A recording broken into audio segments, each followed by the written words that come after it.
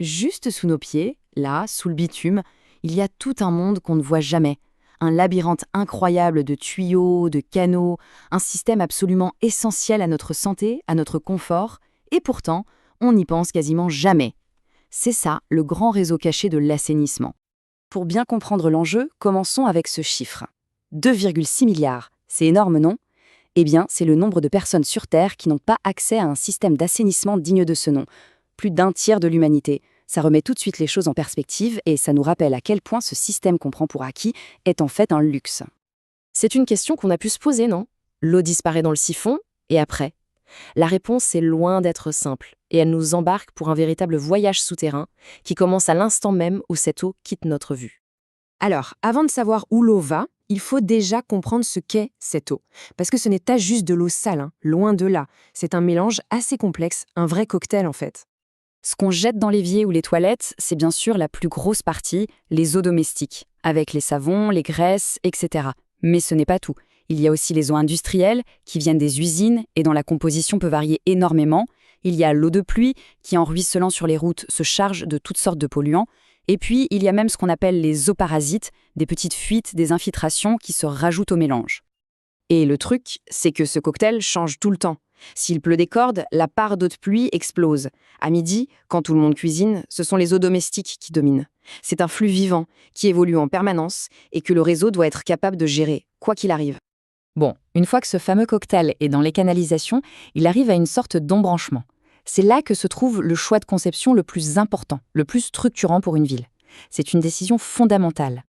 En gros, il y a deux écoles. Soit on met tout dans le même sac, enfin dans le même tuyau, c'est le système unitaire. Simple, moins cher à construire. Le gros problème, c'est que lors d'un gros orage, le tuyau déborde et déverse tout, y compris les eaux usées, directement dans la nature.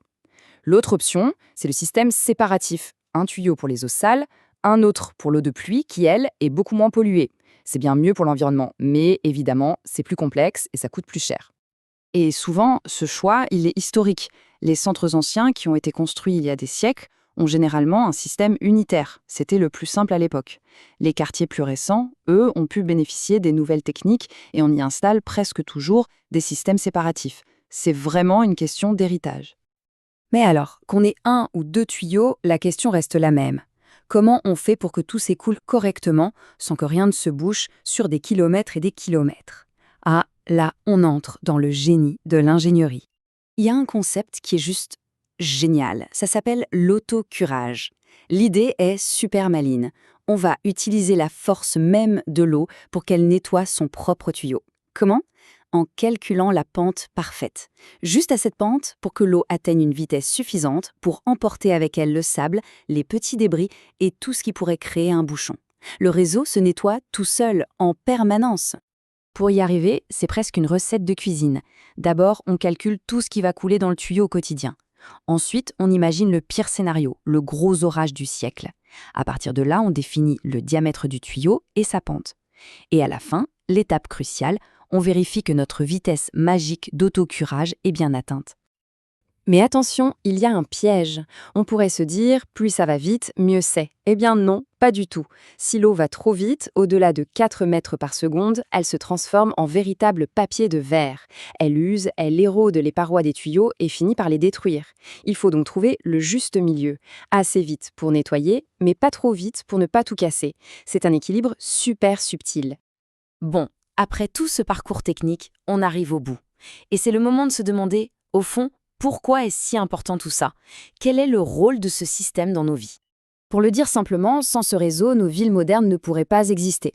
C'est lui qui nous protège des maladies en évacuant nos déchets, c'est lui qui empêche nos caves et nos rues d'être inondées à la moindre averse, et c'est lui qui sert de bouclier pour protéger nos rivières de la pollution. C'est vraiment l'infrastructure de l'ombre qui rend tout le reste possible. Et on va finir là-dessus, avec une question qui nous projette vers demain. Ces systèmes, souvent conçus il y a des dizaines, voire des centaines d'années, sont-ils capables de faire face aux défis actuels? Des villes toujours plus grandes, des pluies toujours plus intenses. Adapter ce réseau caché, c'est sans doute l'un des plus grands chantiers qui nous attend.